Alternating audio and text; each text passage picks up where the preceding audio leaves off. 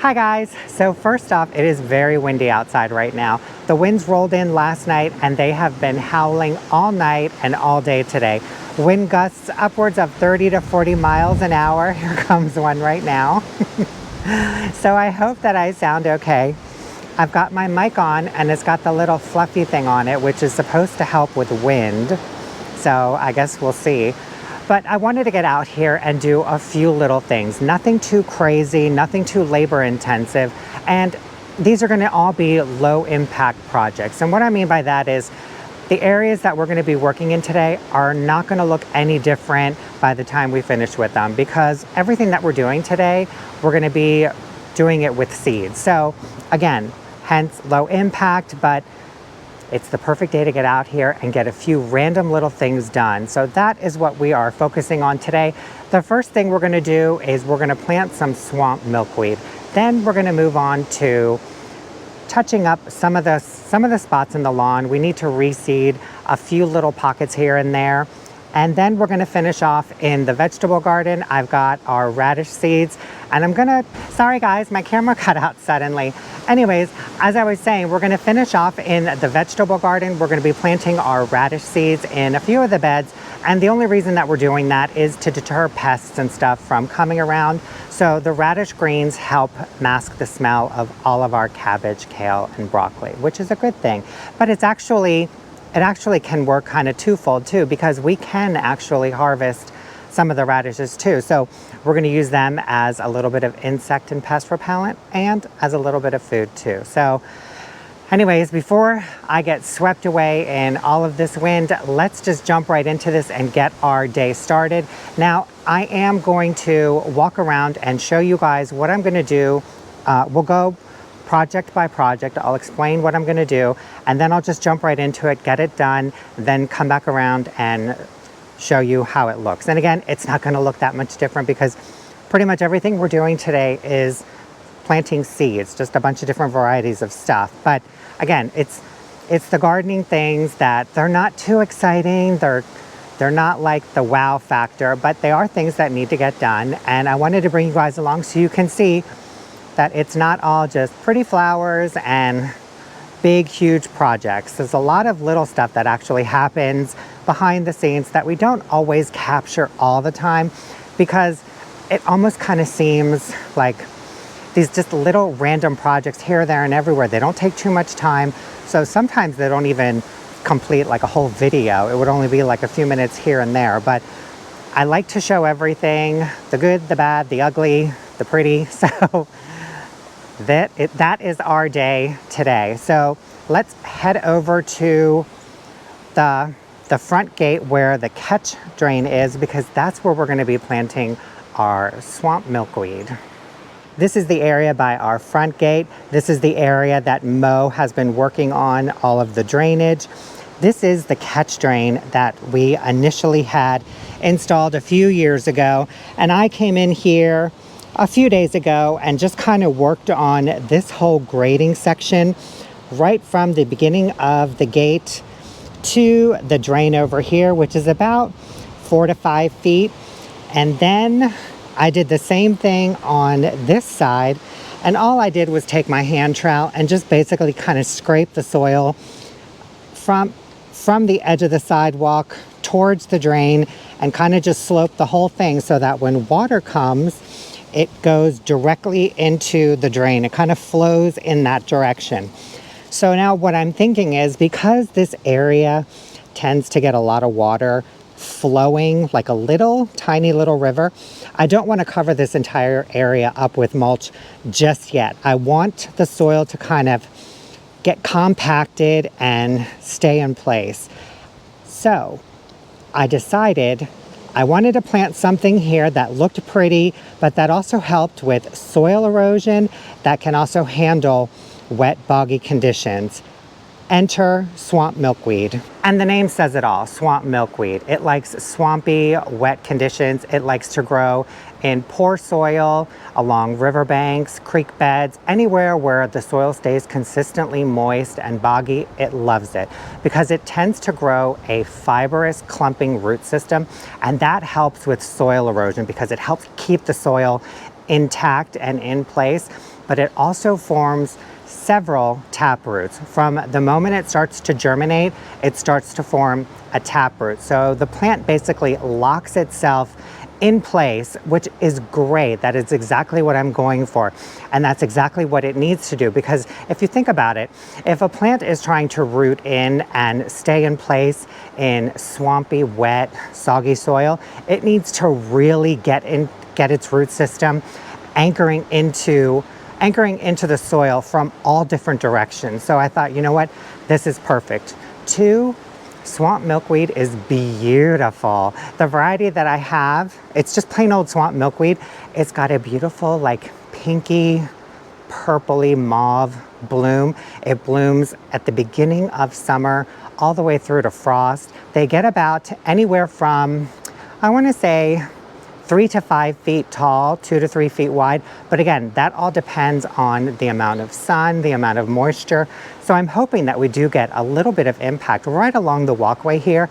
I think that would look really pretty. And the best part about planting swamp milkweed, that it is a host plant to the monarch butterfly. So we're helping the soil, we're helping the pollinators, and we're helping the monarch butterflies. So I mean, that's like the trifecta here. Also, I didn't want to plant anything that came in like 4-inch containers or quart sizes or anything other than a seed, because I don't want to disrupt the soil. Because again, I spent a good 2.5, 3 hours scraping this whole area and grading it into a slope. So the last thing I want to do is come right back in behind my work and just start roughing up all the soil again when I'm trying to keep it compacted so that when the water does flow over it, it literally just does that. It flows right over it and it doesn't drag any like sediment and stuff into the catch drain. Now it will do that for the first few weeks until the soil settles, but once it does, the stuff like this fill dirt just does not go anywhere. It's almost like concrete. So it's perfect for this area. Swamp milkweed is perfect for this spot too. And I could not be more excited to get this in the ground and then watch it bloom. Now, there's a couple ways that you can start swamp milkweed from seed. First, plant it directly into the ground, sounded like a branch fell. Anyways, so the first way is to direct sow it. Plant it 1/4 to 1/2 inch deep in the soil, and then water it in, and then let it just do its thing. So you would plant it in the fall or the spring, because it needs a cold period. It needs a stratification period for anywhere from 7 to 21 days in order to get that up, down, freeze thaw going, which helps break down the outside layer of the seed and helps it germinate. So that's what we're going to do. We're going to direct sow it. The second method to planting this is to plant it at least 10 to 12 weeks before your first frost date. You would start them indoors. You would start them by moistening them, putting them in like a paper towel in a Ziploc bag, putting them in the refrigerator for about 3 weeks so they get that cold period. Then you would take them out and plant them about 1/4 inch deep in some seed starting mix or potting soil. Now the thing that you want to keep an eye on if you're starting them indoors is you want to plant them in a pot where it can grow a little bit, because again, once the seed starts to germinate, it starts to form a taproot. So you got to keep an eye on it. If you're planting them in seed cells, you need to pot them up before they get root bound, because if you leave them in there too long and that taproot starts searching for more soil or depth or anything, it's going to start to stress the plant out and the plant will eventually just collapse. So just keep that in mind. You want to keep potting it up into a bigger container until you're ready to get them in the ground. So those are the two methods that I researched. We're going with the direct sow method because for this particular area, all we have to do is just make a little indent in the soil, 1/4 to 1/2 inch deep, put our seeds in, cover them up. I'll give them a very light watering, but the soil hangs on to a lot of moisture here, so I think we'll be okay. And hopefully in the spring we will see some germination. So this is our first planting project, and I'm gonna get right into it. So let me show you the seeds real quick. I got them from Johnny Seeds. This is straight up native swamp milkweed. And the thing I like about Johnny's is you've got all of the information that you need right on the back of the packet. It tells you the life cycle, the uses, the germination rate, growing it on, soil requirements, spacing, harvesting, etc. So there's a lot of information on this one little packet. Now let me open this up real quick. And I'm just going to show you the seeds from inside the packet because it's super windy and these are feather light. So I'm afraid that they're going to blow around and just fly everywhere. But that's what they look like. And we're going to plant them 1/4 to 1/2 inch deep, and I'm going to put 2 to 3 seeds in per hole. I'm also going to plant them in like a zigzag staggered pattern. So the instructions say you can plant them 12 to 24 inches apart. I'm going to start like right over here. And I'm going to go in like a zigzag pattern about 12 inches apart and just kind of stagger them up and down this little slope right here. When I'm planting right over here in the mulch, I'm just going to scrape the mulch back a little bit, make a little hole, get the seeds planted, but I'm not going to cover them back up with mulch because then we're going to end up burying the seeds a little too deep. And I'm going to stop right when we get to the obedient plant. So we'll end up in a little zigzag pattern here. And then if they get 2 to 3 feet wide, it is just going to completely cover this area, and they're going to stand 3 to 5 feet tall. So I think it's going to be beautiful here. All right, here we go. Let me show you on the first one how I'm going to do this. So I'm going to use a green garden stake to kind of make my holes, and I'm going to actually start at the back of this little slope instead of right at the bottom here. So I'm going to go, here's the drain. I'm going to go about a foot over. So I think I'm going to start it like right here, because you figure if it gets, let's say 2 feet wide, then we'll have a foot right over here. It may lay over the top of the drain, but it won't clog it up. So I'm going to go right over here, make a little indent, 1/4 to 1/2 inch deep. Can you see that? Right there. Okay, and here's what the seeds look like. I'm going to put 3 seeds per hole.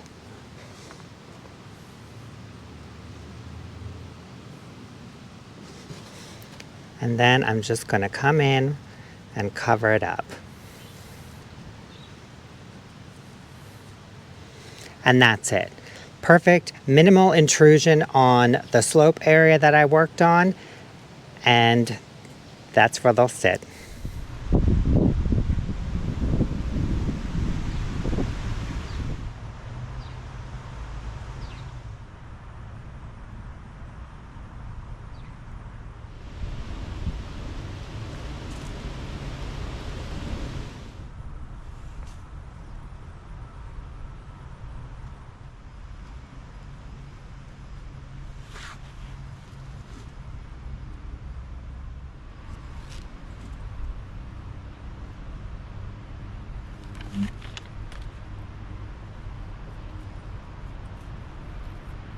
All right, guys, I've got the milkweed planted. We started right over here, and I just went in a little zigzag pattern.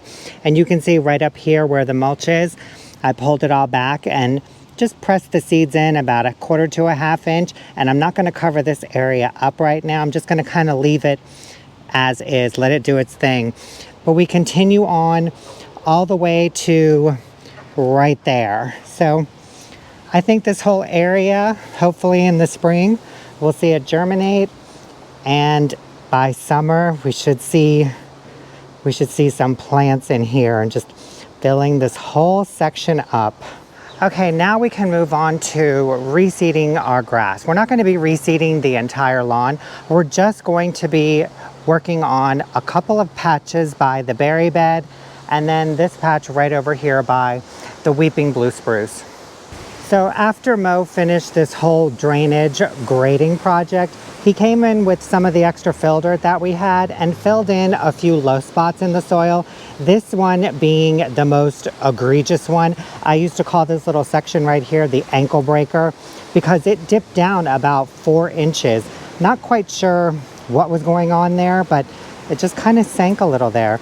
Now we do have another low spot right here. I don't know if you can see it, but it starts like right from the tip of where the concrete and the grass meet, and it just kind of channels its way right through here. Now, if we do end up with more or extra fill dirt, we may come in and level this off a little more and reseed it, but we're not going to do that now because Mo is still working on a couple little spots out front. We also have another little section over here right in front of the berry beds.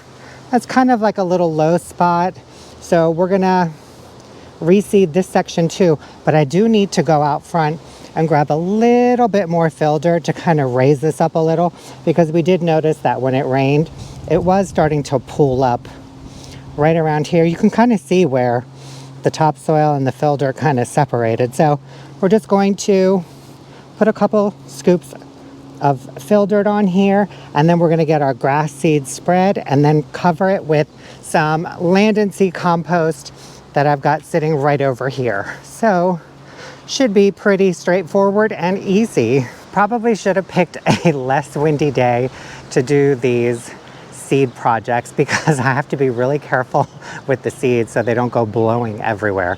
All right, so I'm gonna grab our Gorilla cart. I'm gonna fill it with a little bit of the fill dirt out front, bring it back, level off some of those spots by the berry bed, and then we'll get our grass seed scattered and covered a little bit with compost. Now, I could put some straw or hay on top of it, but because we're so windy and I don't know how long this is gonna last, it works a little bit better to just put a very, very light layer of compost right over the grass seed, but not completely cover it or smother it because it does need airflow and light. All right, here we go again.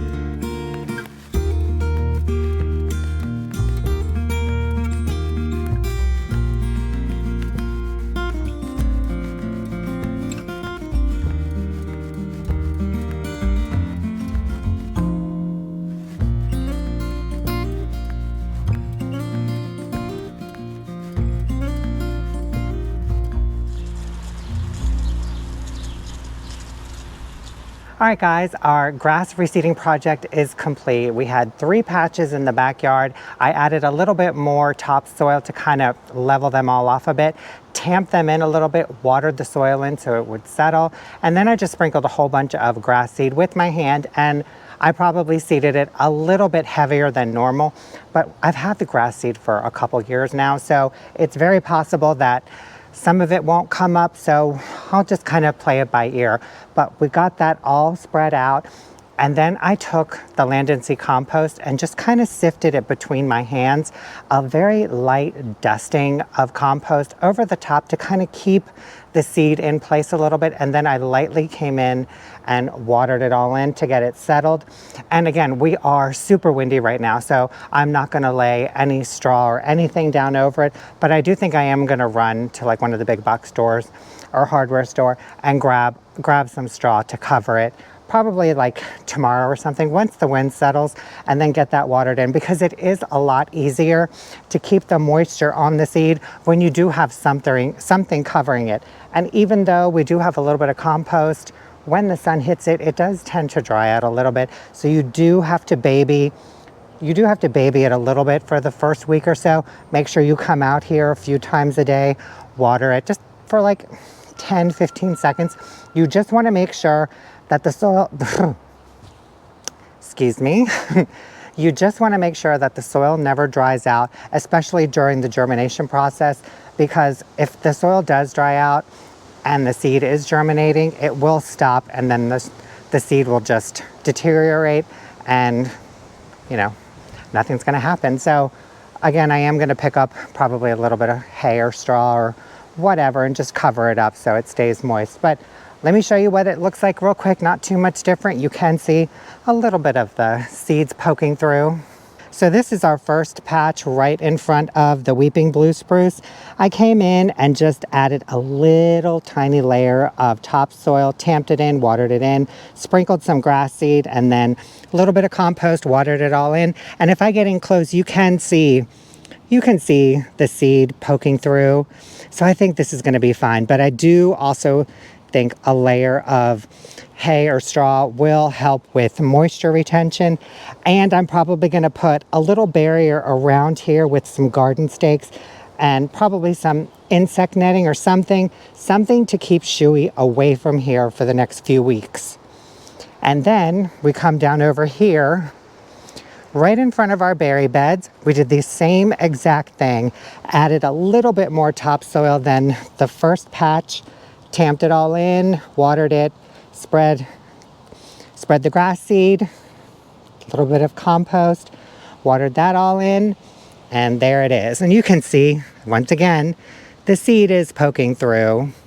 So we should be good, and hopefully we get a good germination rate. And I do want to show you the grass seed that I used, because I just realized that I'd never showed it to you. I did get it from Merrifield Garden Centers. It is the Merrifield Sunny Grass Seed Blend. It is a mixture of Kentucky bluegrass and perennial rye.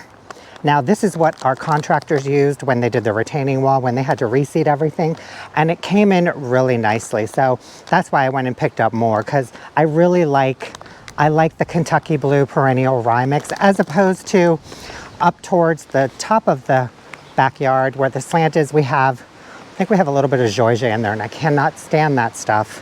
And for those of you that are local, here it is, the Merrifield Sunny Grass Seed Blend. So now all that's left to do is plant our radishes. I've got our radishes right over here on the table. Ooh, that is bright. I had to put a weight on them because the wind is kicking right now. Everything is blowing around. Beautiful time to be planting seed in 30-mile-an-hour winds. So we are going to be working in just a couple of the beds over here in the vegetable garden, where we have our cabbage, cauliflower, and then our cabbage and broccoli over here in our former tomato bed. And all I'm going to be doing is following the instructions on the back of the packet, and it says about a 1/2 inch deep. So I'm going to rough up the soil a little bit with my fingers, and I'm just going to be scattering it all in between all of the plants, because again, my main focus for doing this is not for harvesting. It's for the radish greens to to mask the scent of the plants. That way the moths and the worms and the caterpillars, they won't attack it. And it worked beautifully during the summer with our zucchini, our squash, our melons, cucumbers. I planted a whole bunch, and I planted it a lot heavier during the summer, and they did beautifully. The plants, none of them had any issues with pests, and they produced beautifully. Plus it looks really good too, because instead of looking at mulch, you get to look at leafy greens.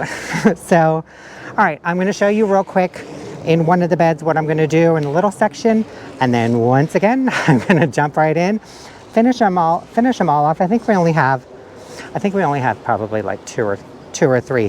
The one bed that I'm not gonna do yet is the one that we just recently planted where our pepper bed was.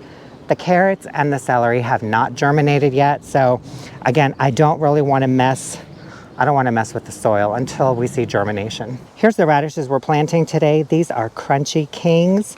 They're a globe radish. They do get pretty big in size.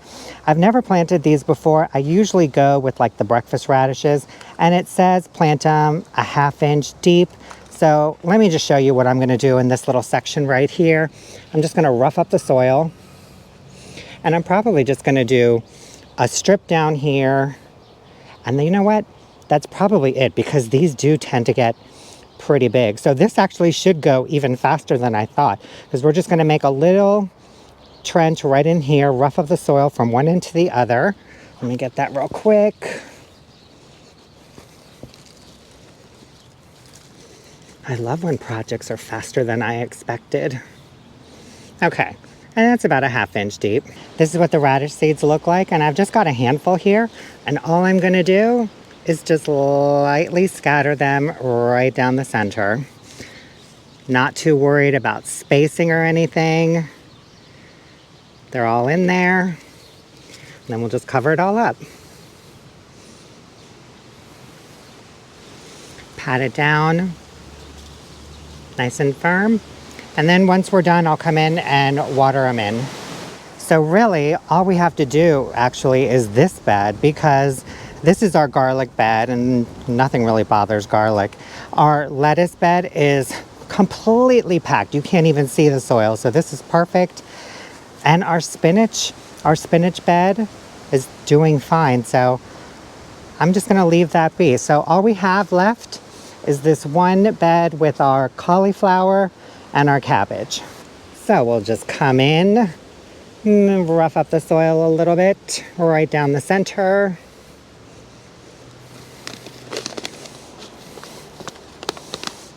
And we'll just sprinkle some seeds in. Excuse me, Mr. Leaf.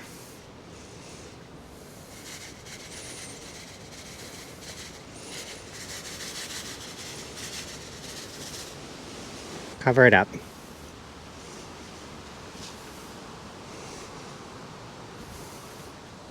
Hi, Shoo Shoo. What do you got? You got a piece of mulch? What do you got? Yeah, you like the mulch.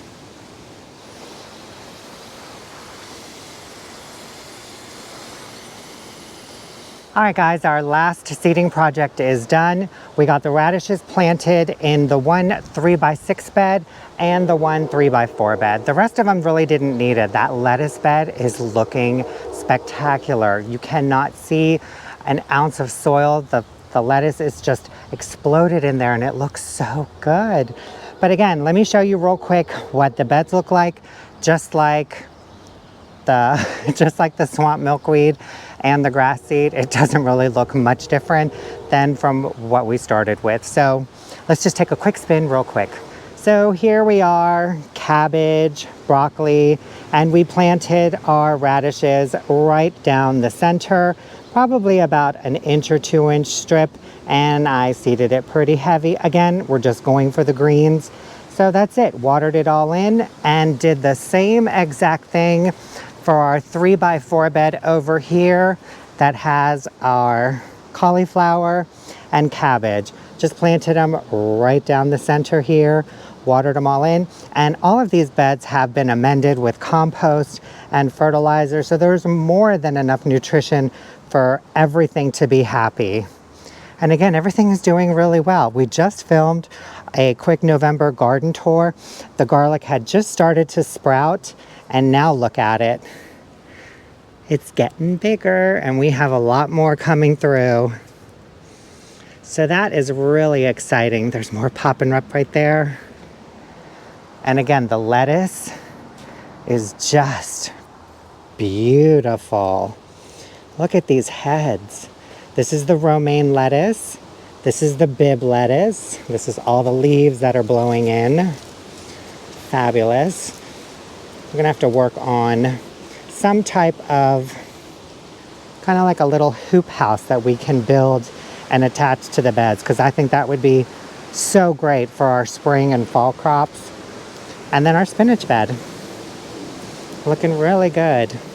So again, while these projects are not huge impact, they are necessary. The swamp milkweed, I really have high hopes for that to germinate and really just get in there, root in, and lock all that soil into place. So as we get our heavy rains, the soil doesn't erode and we end up having to constantly regrade. Plus the fact, I think that all of the foliage back there, like when the arborvitaes start to fill in and the milkweed starts to fill out, it'll cover more of the soil as well. So I think that'll help with soil erosion too. Our grass reseeding, again, just a few low spots that just kind of appeared out of nowhere. But, you know, especially the one up there by the weeping blue spruce, I have almost twisted my ankle on that thing so many times, and I don't know why it took us so long, but this is actually ideal weather for reseeding grass. Usually between, we're in zone 7B, usually between like September, November, when it cools down, perfect time to reseed. And this wasn't like a full-on reseed the entire lawn. We're doing spot treatments here, there, and everywhere. And our radishes are all in the beds and ready to go. So a very, very fun yet necessary day in the garden with the wind as our background music.